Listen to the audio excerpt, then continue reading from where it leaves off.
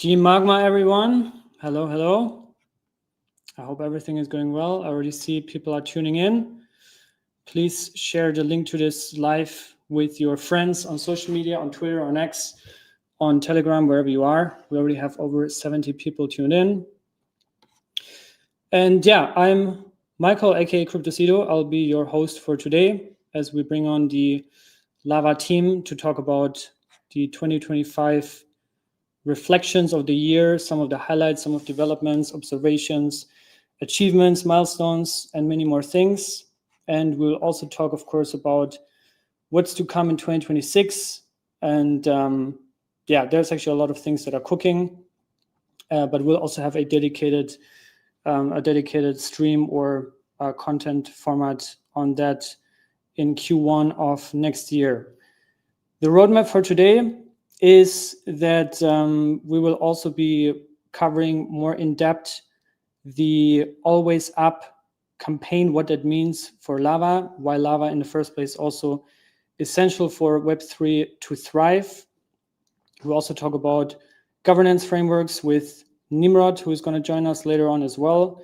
And we'll also have one of the earliest investors and backers of Lava, which is Boris from Tribe Capital, to join us to get also his takes and intakes on Lava as the project, and also maybe some general views. Also, of course, tomorrow is the last day of the year, so we'll probably also get a few predictions, hot takes, resolutions, maybe on a personal, on a product, on a crypto level.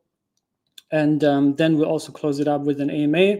So we did collect a few questions up front from you guys, from your community.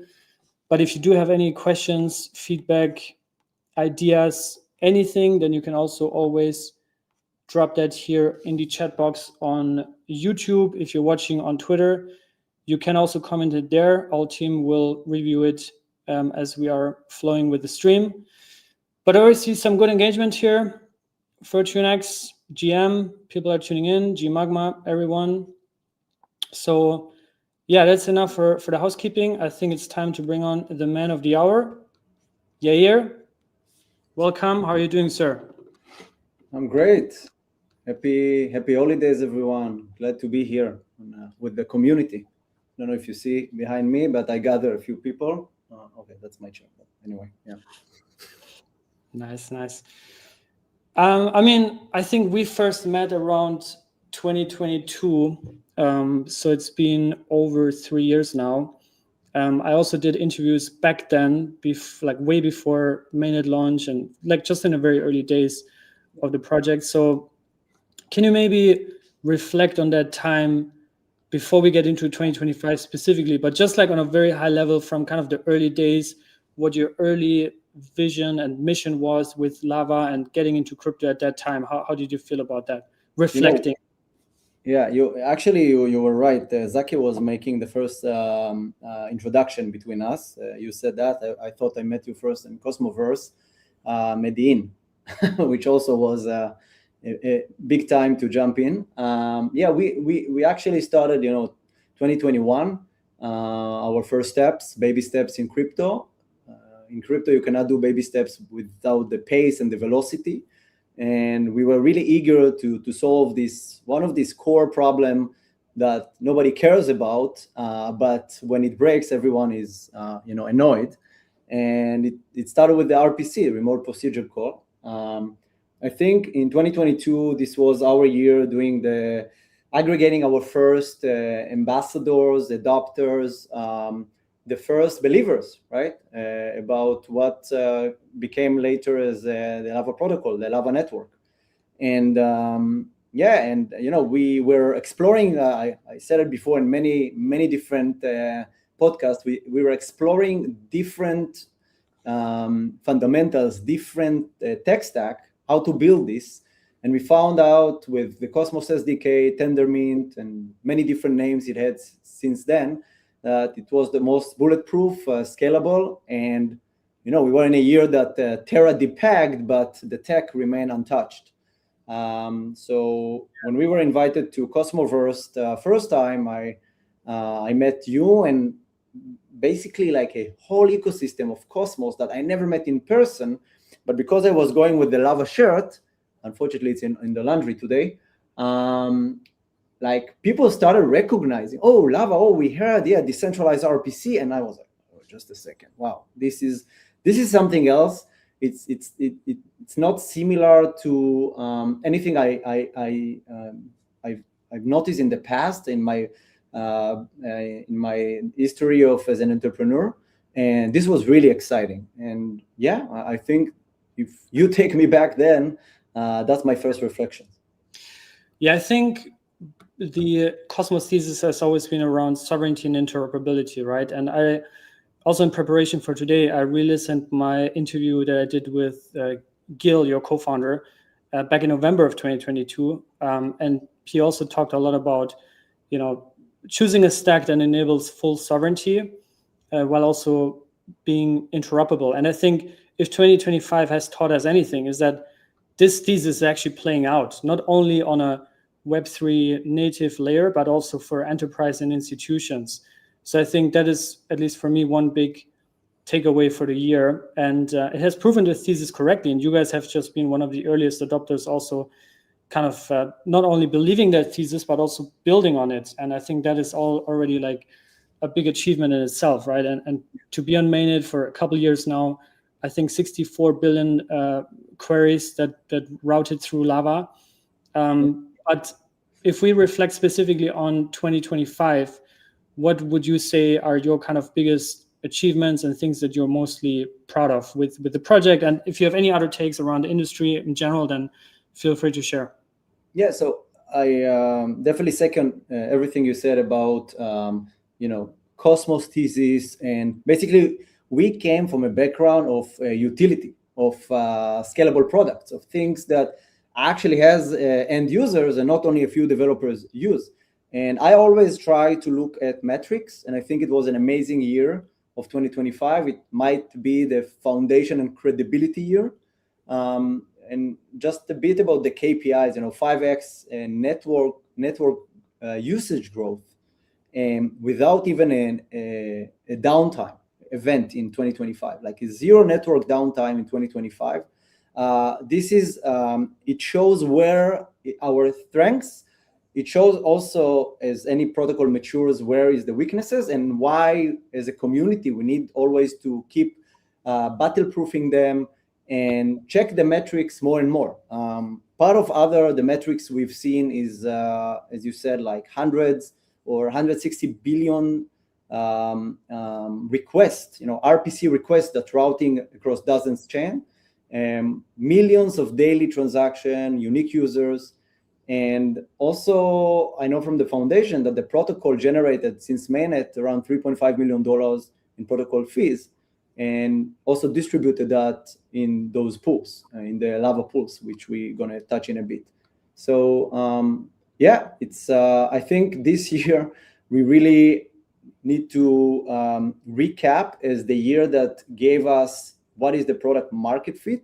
And from now, 2026, I would push to scale and bring the lesson we learned during 2025 to implement that in order to get the protocol maturity everyone here on the call really hoping for. Can you maybe elaborate and go deeper on what always up means? And I, in the meantime, also just shared a few visualizations. But as I'm sharing that here on the screen, can you maybe elaborate and go deeper on what that actually means, not only for you guys or for Lava or Lava community, but for the industry? So the way the internet works, I'm going to touch a bit on that a bit later, maybe. But in the 70s, there was this amazing protocol that came up, mostly for military usage, but it had one goal, right? It had the goal that once there is a network and computers communicating between each other, if one computer has a downtime, it cannot influence all the network. The network has to stay up. And this is something that was super interesting to me, especially in 2025. You think about really big downtimes events from the big vendors I speak about the traditional internet, right? Think about AWS. There was more than 30 different incidents that were reported only in the past 12 months. We estimate this cost of each downtime. You can think about large enterprise suffering, $100,000, could be more than $1 million per hour of downtime. And there are direct costs and indirect costs, but at the end of the day, the end user losing the credibility. So if I speak about AWS, GCP, and the biggest outage just in recent months, November, December, with Cloudflare, who's basically born to answer those outages, it means that there is a centralization. It means that there is a single point of failure, that once they're down, I just uploaded a post earlier today, but Twitter is down, ChatGPT. I was in New York during the AWS outage. I could not use my credit card. They asked me to go to the ATM or somehow to pay with cash. If we're building industry, the on-chain finance revolution, user will not trust crypto if it's breaking. And the difference between the traditional internet to crypto is that every blockchain is a silo. Every blockchain is a different network that communicating between itself. So imagine how many points of failure there are when we speak about dozens chain, hundreds and thousands of chains, and now especially with stable coins and RWA, this goes into a massive point that we in Lava, we can actually address, and if I would not say even try to solve. I think most people probably overlook the financial impact of downtime, right? Like obviously when Twitter is down, we all can't post, we can't shitpost, we can't read. So there's a UX issue, but there's also a financial and economic issue. And I think that alone solves a big problem if you can increase or even ensure uptime. So I think that is something that really got me years ago about what you guys are building and why it's so essential, and also to do it in a truly decentralized way, right? Because obviously in crypto we have solutions that are quite centralized, and so far we haven't properly figured out, at scale at least, how to resolve it. But you guys are very well positioned to actually do that, right? So can you maybe share a little bit about, from a strategic point of view, what always up means, what the underlying objectives and kind of strategic pillars are for achieving that? Yeah, for sure. So I think there are a few pillars. If I would say there are 5 different pillars that should be strategic, especially going forward, and we can dive deep about each of them a bit later. But I think we need to always to think where we started. We started with RPC. I'm sure that a few people in the audience heard me saying RPC is like a language. Every chain has a different language. And we started the decentralized RPC. And then people ask us, but you care about the decentralization. And then there is a more philosophical question, but also a practical question. What is decentralization? 3 providers are decentralization, or 20 providers? And to be honest, we had the same answer to all of them. We just want to be the best fucking RPC working there, right?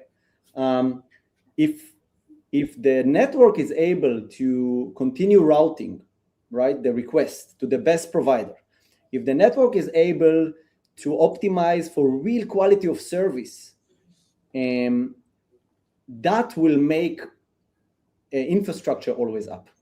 That will make a real competition for the quality of service. That will increase the latency, reduce the error, and dramatically see the availability, what you see with Lava in 2025. And this is how we started. But I think now more than ever, if we want to get to this always up metric, we need to have fewer degraded windows, right? We need to tie the performance variance, and at the end of the day, to have a better end user reliability. So be the best RPC is the first. Second is, I was really happy this year to see the foundation had made a lot of restructuring and brought strong people in, and the governance improved at the end of the day. Like if a governance of a protocol improve, I believe it can create a much stronger delegation for key actors. It incentivizes the quality standards that we speak about, both on the RPC level, but both as a network, and at the end of the day, protect user. Also, the amount of time that the response to the governance was made was much faster. The third thing is about improving the adoption. So there's a lot of new pools that came up this year. I think together in Magma Devs, we work about this breakthrough product, the Smart Router. Smart Router was handed in Fireblocks, and Smart Router has now a Google distribution channel through GCP. And this makes Lava plug and play for teams, and the flywheel works. And there was a lot of usage. I spoke about 5x growth. I think we started the year with 1 billion requests, or 1 billion or 2 requests per month. November was 11 billion requests. So, wallets, exchanges, dApps, and now AI agents, all of them are using and adopting more of the protocol in order to use for their benefits, right? The fourth thing that we received a lot of insights from different big protocols is about becoming a smart contract. So think about if you are able to focus and move the coordination logic on chain, but still keep the reliability, the incentive, it might make the protocol and the community work on places that enable composable infrastructure. And this is something that, super curious, and maybe I can elaborate a bit later about that. And the last thing that, I was touching in a bit briefly, but it's forming and it's getting super exciting. It's the TCP/IP standardization, right? We had a discussion with MIT. I was talking the Media Lab, and we the goal of this partnership is kind of to define the reliable first access standard, and continuing by continuing to push it as an invisible of backbone for the on-chain activity. So imagine if you have one protocol can get access to any chain at the same time. You go to the basics and you continue to push the RPC as a universal unified layer. It really can become a standard, and this is something I'm personally super excited about. We currently have 162 people listening, so please keep sharing the link to the stream. Drop questions. I see there are some questions already coming in. Also, as you're speaking, I think people really get curious, because in the end of the day, I think for crypto to really get mainstream adoption, and we'll probably speak about adoption later on as well, but we need to have reliable and scalable infrastructure, right? We're still not at the point where everything is just working smoothly, and I think that's why having this public conversation is also very, very important. But you mentioned being the best RPC. Can you maybe go a bit deeper on that, and also share more context or depth on the smart router? Yeah, for sure. So I try not to go too technical, but I will speak about the two phases.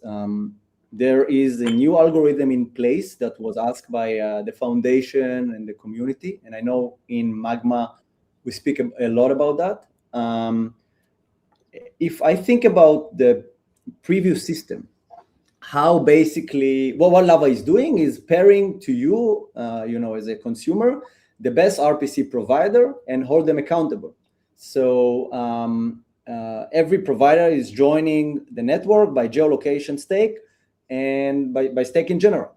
So every session of communication of RPC is basically measured by the metrics, the latency, the freshness, the availability. And until now, the old system was always taking the best provider to go to tier 0, and it means that all the rest are going to tier 1, 2, and so forth. So when routing a request, the system first chooses a tier, and that was done probabilistically. So for example, a 75% chance for tier 0. Then it just picks the provider within that tier using their stake weight.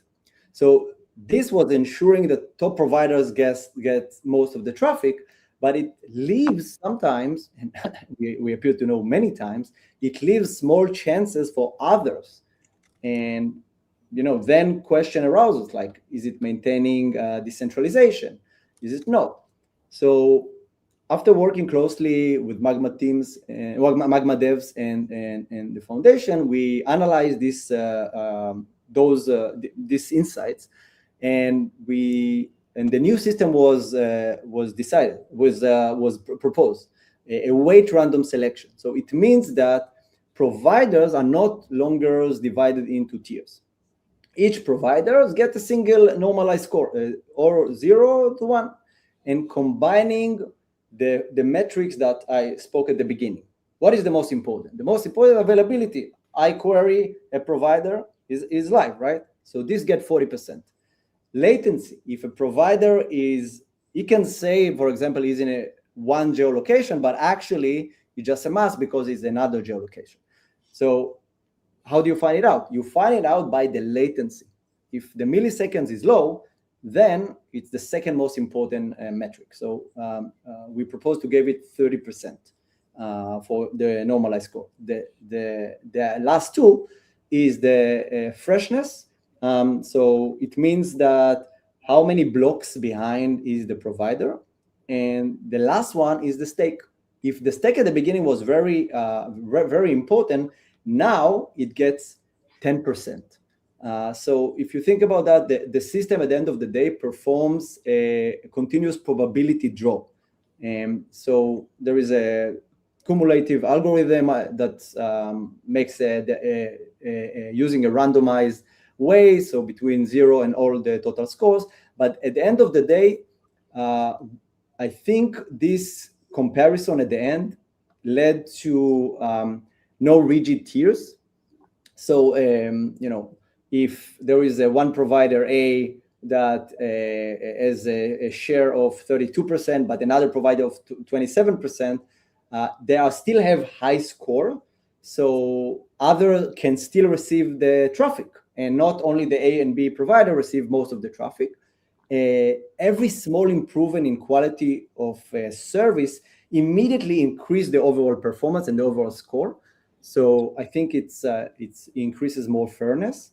And in short, I think the takeaway of the new algorithm is that it's encouraged always to improve. Node runners at the end of the day, when they allowing RPC, they need to make sure the latency is good, availability is the maximum, but if they receive a score, they can constantly adjust and compete with the other providers, not only limited by the stake. I take a break now, see if there is any question to your mind, but I mean, I think in that context, there were also a lot of questions that came in with regards to the 2026 roadmap, what a lot of that holds. I personally think, just thinking for myself, especially in the recent weeks, you guys actually shipped a lot of things and also delivered a lot of announcements and actually had a year of growth, which I think is very remarkable in this volatile year in crypto that we had. I think 2025 has been a very interesting one. But I also want to highlight again and reiterate that the 2026 roadmap will be shared in a dedicated session, I think sometime in the next couple of weeks, probably. So we're going to have another session on that. But I mean, in recent weeks alone, right? You mentioned the Google Cloud compatibility integration, obviously on the token and listing side, which we're not going to touch deeply on, but Kraken and Binance. I think are important to highlight here. You mentioned Fireblocks earlier as well for the enterprise kind of integration. And I wanted to ask you, before we bring Nemo on to speak about governance, I also wanted to ask you with regards to enterprise and institutions, what is your take on that generally for the industry? I think 2025, from my point of view, we've definitely seen a big shift, not only mindshare wise, but also like product development. Robinhood, Revolut, they're all going to launch chains. So what is your take on that, and how does Lava fit in here? So yeah, that's first of all, I would love just to tap in what you said with the roadmap. So I'm also working personally on proposing a new roadmap. There is exciting stuff there. It's not going to be only buzzwords like any chain, any provider. There's going to be proofs, and I'm just going to say that while we thriving to go into improvements and new products, we also need to remember that scaling comes with the overhead of keep it stable. If we didn't have any downtime in 2025, we need to make sure 2026 is the same. And in that, there are different initiatives, like from pairing algorithm improvements. So more mathematical, pairing algorithm that takes existing parameter. I said score, latency, stake, error rate, availability. So it's going to be even improvement of the new quality of service protocol. I said the reduced stake, dominance, and increased performing rewards. More pools gonna be open up, and it's gonna be much more easier to all of the new chains to open them up. And this is when Smart Router is tapping in. Imagine that this product gonna be handed to different foundation, aggregating their existing endpoints, and it's all gonna be under one hood. The developers projects going to enjoy the public endpoint. That's going to be very easy. And on the second end, the foundation will receive a dashboard and really see what providers are making good to him, what grants they want to proceed, and also community pools, the same pools that Lava is, very famous for. This is only for that. Enterprise is bringing the utility. Enterprise bringing the big pockets. We were really lucky to work last year with Fireblocks, and after they said, "Oh, we want to see this kind of open source code you have, and can you wrap it as a product?" This is how Smart Router was born. And 2026 January, Trump meme coin was the big day. Basically they were sitting there in the war room and seeing how the Smart Router gets basically 100% uptime. Now with the Osaka upgrade for Ethereum, also we had a new case coming up with Fireblocks. So exciting because it keeps proving itself. I am super glad to say and share that on Magma Devs we signed with, again, one of the top exchanges in the world, and that's going to be published soon. And more enterprises that are adopting the Smart Router, again, bringing the wheel fly back to Lava. Sounds like everything is primed for a exciting 2026. And we also just crossed 200 live listeners. I think that's a good moment to bring on Nimrod. How are you doing, sir? Everything good? Hello, how's it going? All good. We can hear you loud and clear, so that's good. Perfect. I don't know if you had any kind of comments or anything to add in what Yair said so far. Otherwise, I think you also want to touch upon the governance side of things, because there has also been some improvements and evolution, and maybe just share your take on that. Yeah, for sure. So just on your first question, I think I mean everything Yair said, I think is super. I agree with everything. It's a very exciting year we had on the technical side, and that really does lead quite well into the governance side of 2025, right? So 2025 started with a pretty big governance event right, for Lava, which was the public listing. All of a sudden, the Lava token, which is a utility token, which, with the Lava token, you can actually vote for the tech updates that many of them Yair mentioned. All of a sudden, it was open for the public. So that's the first big step. Um, and and what immediately kind of led after to this, as a consequence of that, right? There was this question: how do you get now more of this token and or more of this voting power to the people that are actually contributing the most, to the providers, to the ecosystem, right? Um, and that's when so if the public listing was in early Q1, end of Q1, early Q2, Lava launched, we launched the assistance fund. For those who don't know, prior to the public listing, essentially the pools were fed by so the RPC pools were fed by grants from the different ecosystems in their native tokens or USDC. And with the assistance fund, what essentially we do is we transform all of that into Lava, and the pools are now fed with a Lava token. And that does a few things, right? So the first thing, okay, there's a convenience element to it. So now providers don't deal with multiple small tokens if you're providing for multiple pools. But the more important element here is, again, the governance aspect of this, where now providers who are contributing to the ecosystem are increasing their stake, they're increasing their voting power and their influence, and over time that accumulates and it makes a drastic improvement, right? So that's how the year was kicked off. After that, we started looking also into the validator delegations and improving that element. So focusing again with this mantra in mind of kind of quality of service everywhere, right? It's the most important thing is for the foundation was the quality of validators, the quality of this. And when you talk about validators, you're talking about the reliability, you're talking about the security of the chain.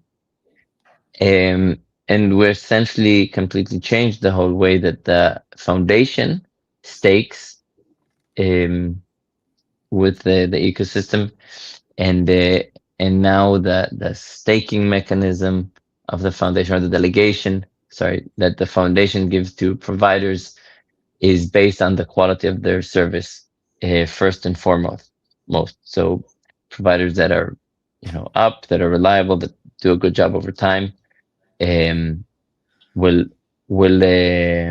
get more delegation from the foundation, and we try to do it in a very transparent way. So the matrix and everything are published, and it's updated regularly. And I think we've done a couple weeks ago also AMA about that, and of course, if the community would want, we're more than happy to hop on more AMAs and make sure that everybody understands how that works, because that's a core element of the security of the network. Going forward, also the foundation will start focusing on the provider delegation, so also focus that on the quality of service to kind of match the technical work that's being done on supporting the quality of the services there. So with delegations to providers based on their quality of service. And that's going to be soon in the beginning of, actually in the next couple of weeks, going to be launched. And last thing is decentralizing not decentralizing, but bringing in more core contributors in supporting them in both development and business development and marketing, wherever people can contribute, getting the community that can support to support. And we're looking forward to do much more of that, right? Just a few notable mentions is, Poly Company, or Poly, There's Webby stuff that's supporting us now with entering into the Midnight ecosystem. There is Wizard, which is supporting us within the Cardano ecosystem, and many more. So we're growing and working together with more and more core contributors to bring into the community to support and really have the ecosystem control and steer this ship forward. I also want to bring on Boris, who has been one of the earliest backers of Lava. First off, welcome, Boris, and thanks for also doing this on short notice on the second last day of the year. But when you hear all of this, can you maybe share kind of your thesis on Lava, on that niche specifically, on data accessibility, RPC, and Web3 infrastructure? Yeah, for sure. First off, thanks for having me. Always happy to jump on. As many folks probably in the audience know, I'm the CEO of Tribe Capital. We were one of the seed backers back when you guys were just getting started. And also, importantly, we were one of the folks that helped put together the governance proposal to just move vesting for investors, including ourselves, a year plus forward. The reason I mention that is we had a chance a year ago to basically cash out. Like, we could have been done. Thanks, guys, you made us some money. But when we looked at the team and the opportunity in the ecosystem, we saw something much bigger, frankly, even than where it is today. You guys have done a remarkable job this year. I think you guys have 10, 20 times more opportunity to keep building. And so to answer your question, two things are happening at the same time from our perspective.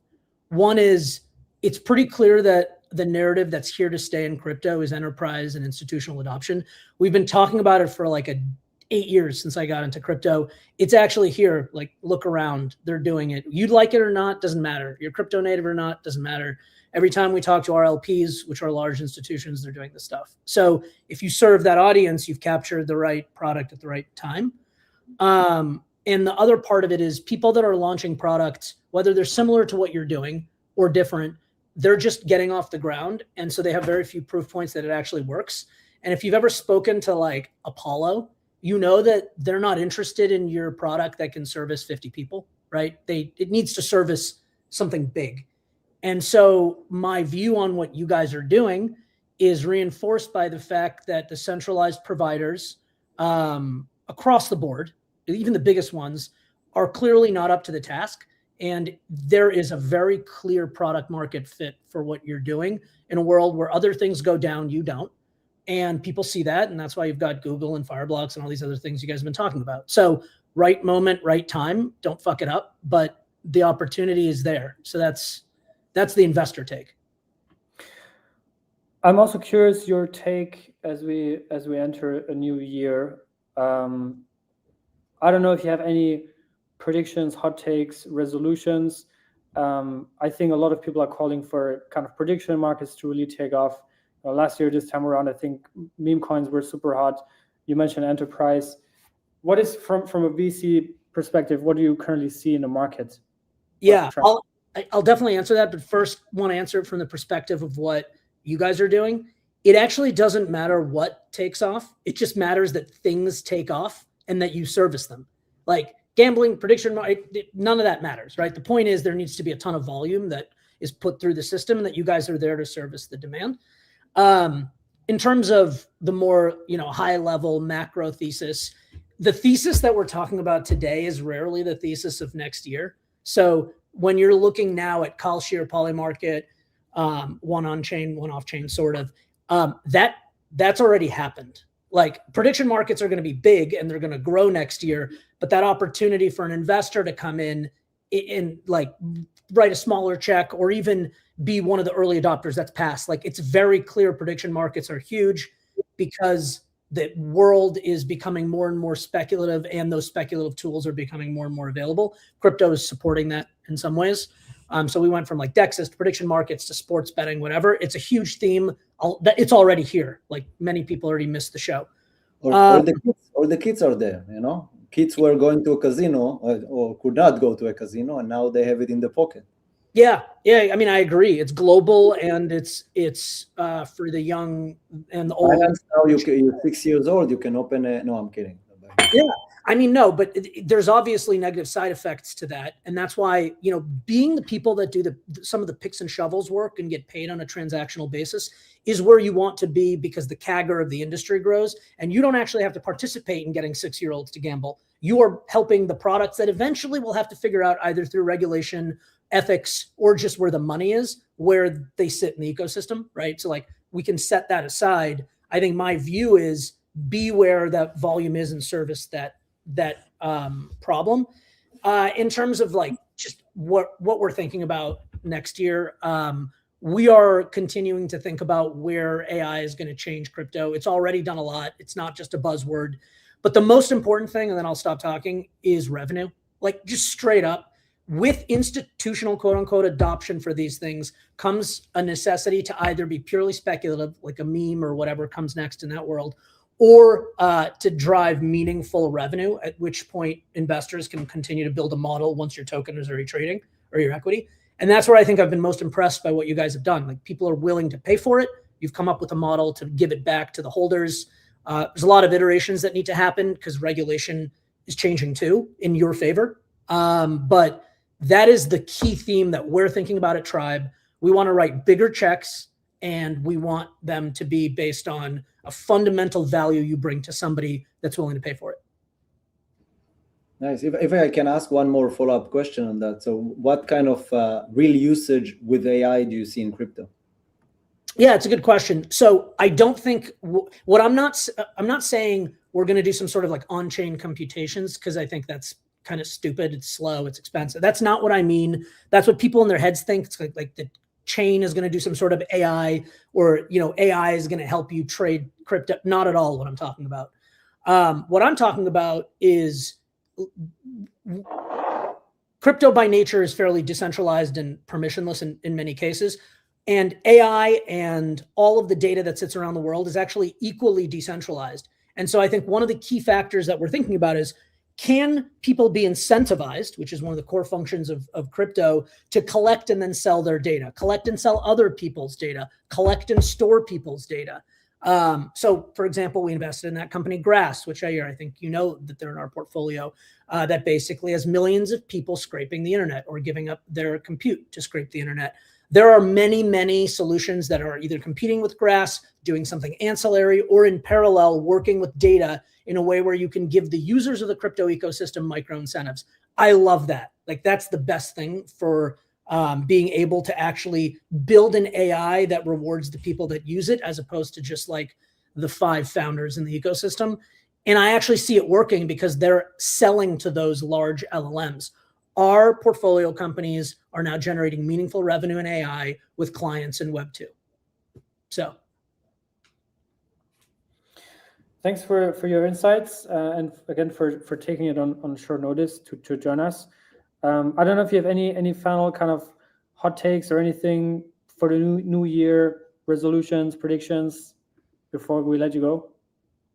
Yeah, I really think 2026 is going to flip everything on its head. I don't know if, quote unquote alts will run or not. We're leaning a bit more bullish than bearish, but with a bunch of caution. But I bet you that the narratives of 2026 are going to be way crazier than 2025, right? So like, I would get buckled in. And if you're a trader or an investor, there will be so many opportunities to benefit from thinking at first principles what 2025 told you about 2026. And we're going to do our best there too. Appreciate you guys having me. I love this. Thank you so much. Appreciate it. You got it. I think one thing is for sure, it's not going to be a boring year. I like what he said, buckle up. Yes. I think we can all buckle up now for community questions. We collected a few prior through the form, as I mentioned in the intro, but there's also a lot of questions, also technical ones. We have around 10 minutes. Maybe we can go a few minutes over time if that works, but also don't want to keep this too long. But maybe let's get started right away. First question that came through the form from Kurtra XL. with regards to base mainnet incentive pools. I don't know, Nemo or Yair, who wants to take that one.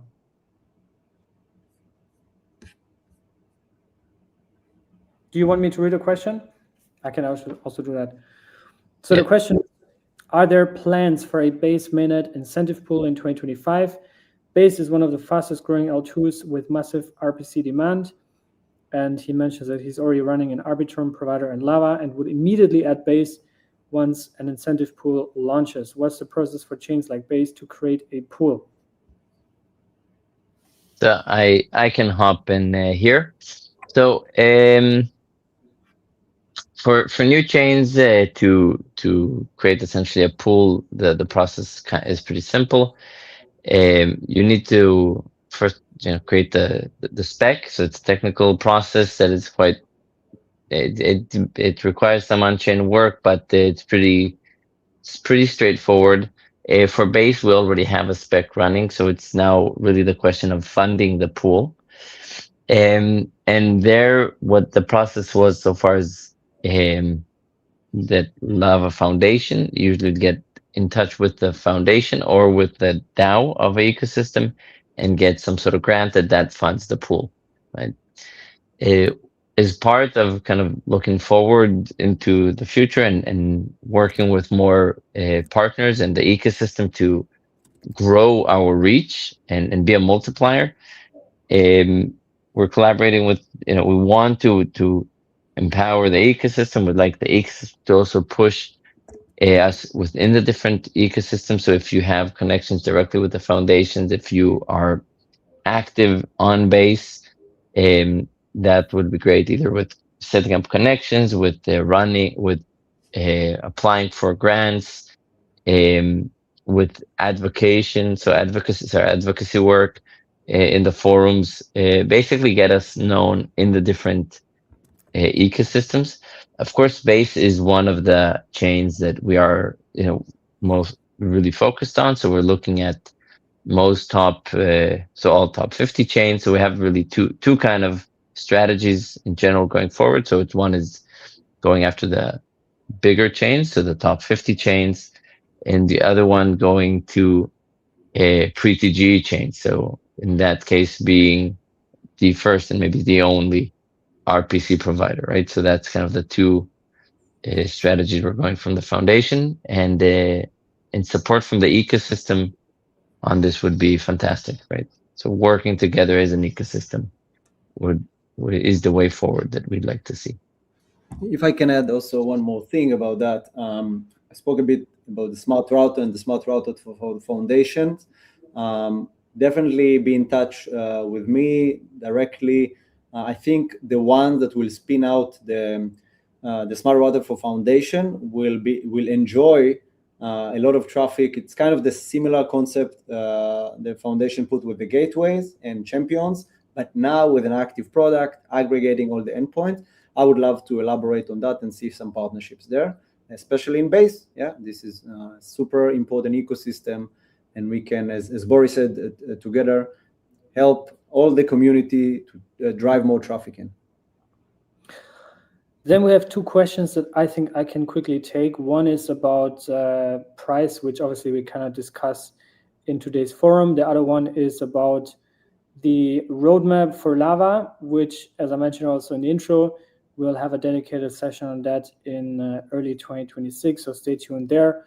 Also, Yair addressed a few points on that earlier. Then next question before we go to the chat here. There's one question about the strategies or priorities for accelerating real adoption amongst builders, wallets, and exchanges in Asia, specifically in markets like Korea. And at the community level, what kind of contributions or activities are most impactful in supporting this growth?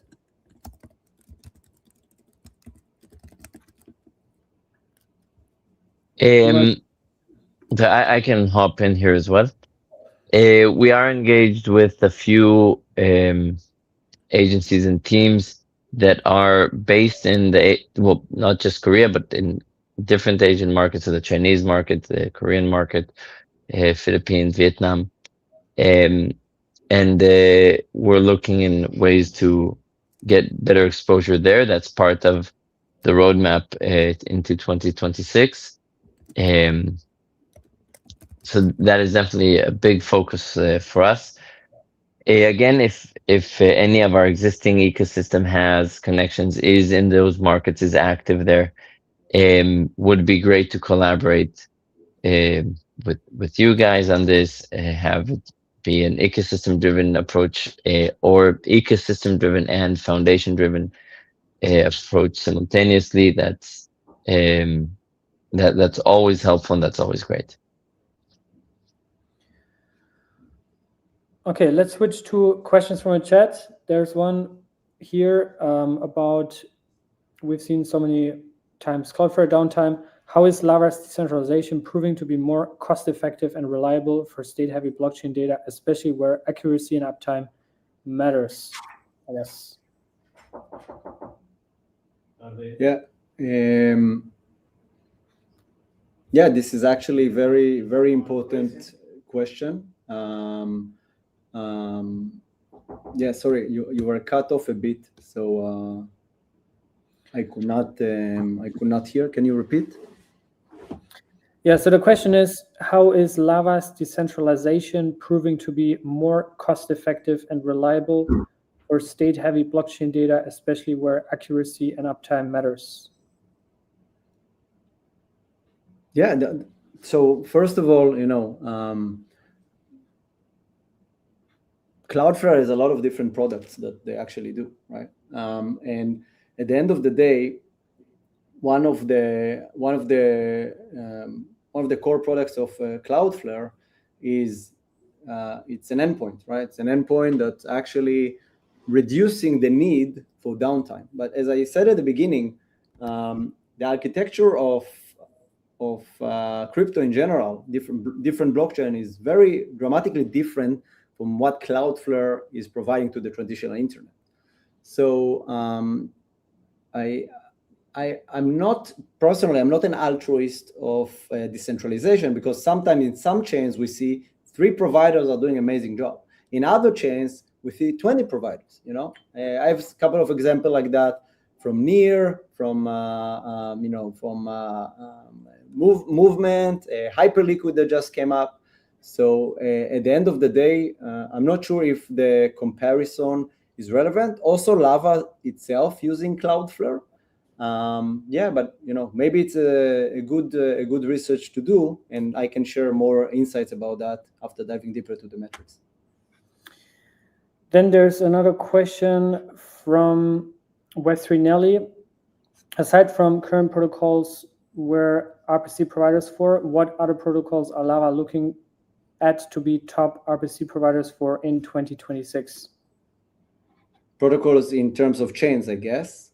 I think so too, yeah. Okay, so if I give a good analogy of how the internet started, you had the early internet, and then you had applications, and the application used TCP/IP layer, and then there was unreliable networks that they actually make sure to cover and stay resilient and accessible. So today blockchains also has the same kind of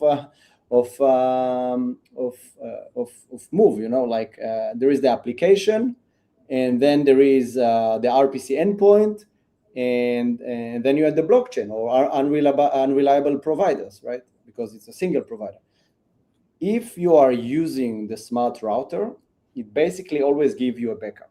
It basically always gives you a redundancy. That's you can do it on-prem internally, and you can do it on the as a managed with GCP and more clouds partnership that's coming up.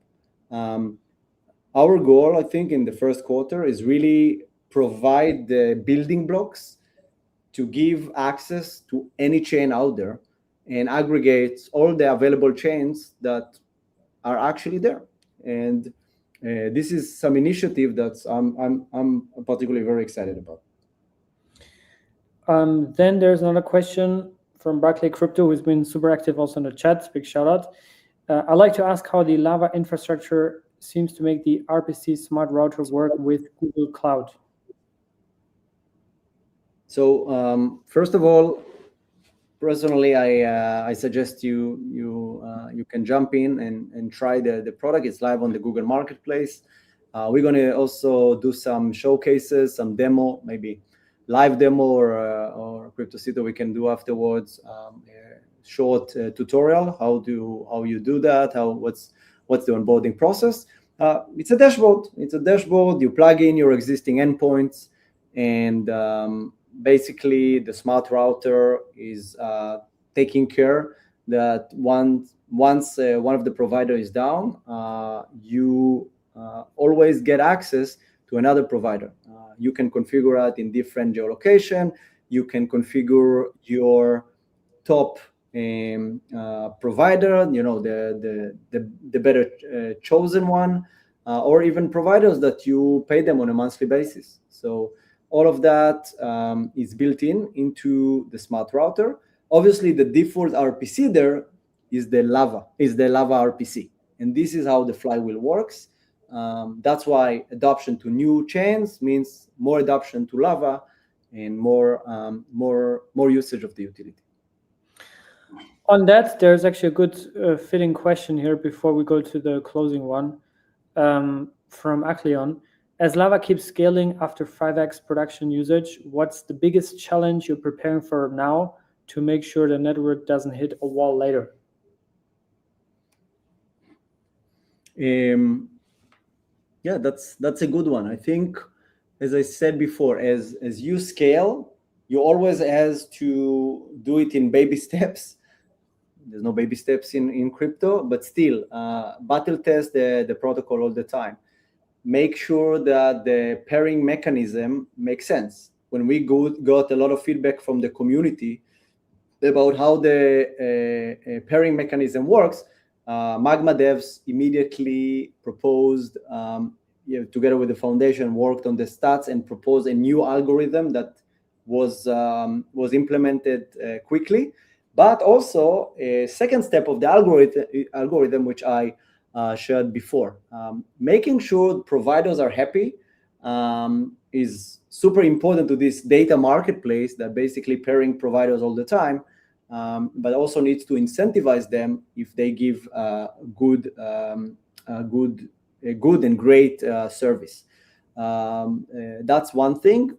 Going to as Nimo said, I second that, going to the top chains, the top dozens of chains that need this usage, that creating this day-to-day, that having billions of RPC requests, that's a must. And I'm here, for the community also to get help. If you have ideas, how to make Lava provide the best fucking RPC that exists.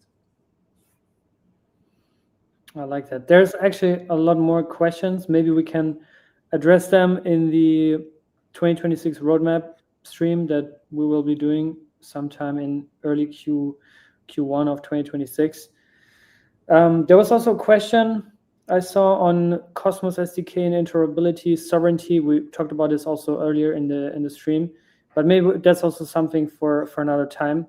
But it's actually very, very good to see people are that engaged and that active, asking fundamental questions, right? As I mentioned to Boris earlier, like around a year ago, it was all about meme coins, and nobody seemed to truly care about the fundamentals and essentials in crypto.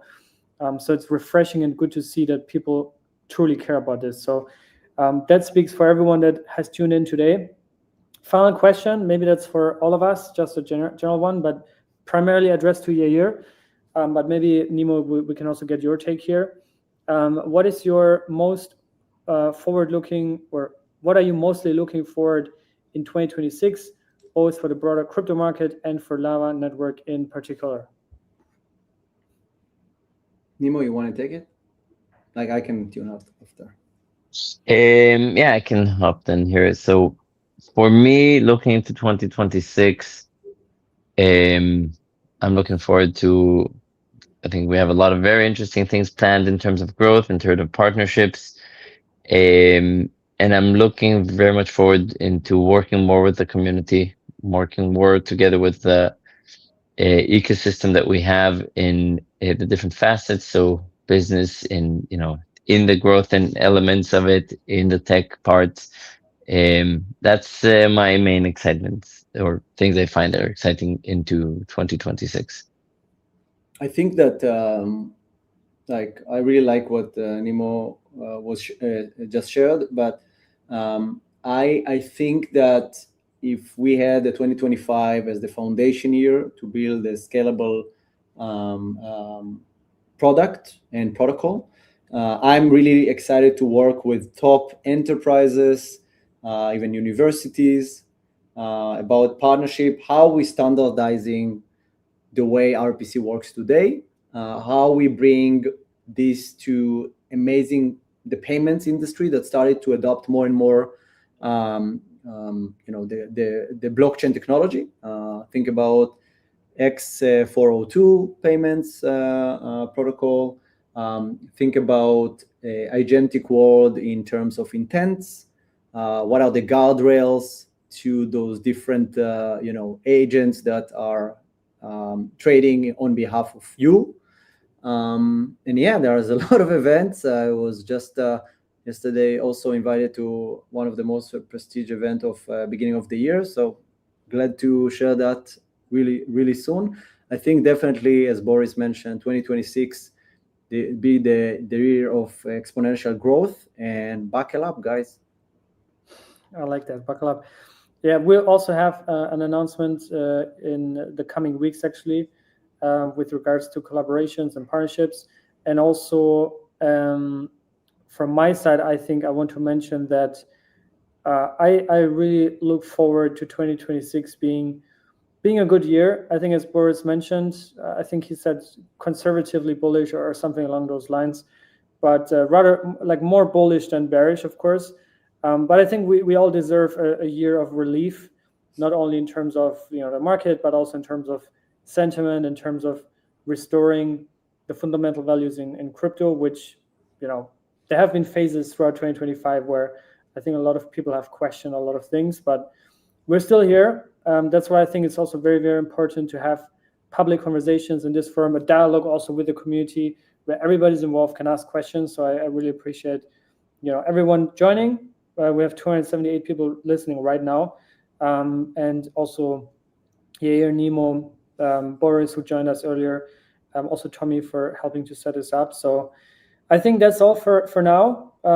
Tomorrow's the last day of the year. I hope everyone will have a good year end and slide into 2026 very positive, very bullish, and I'll see you all in the next year. Until then, stay safe, guys. Thank you. G Magma 2026. Thank you. Thank you.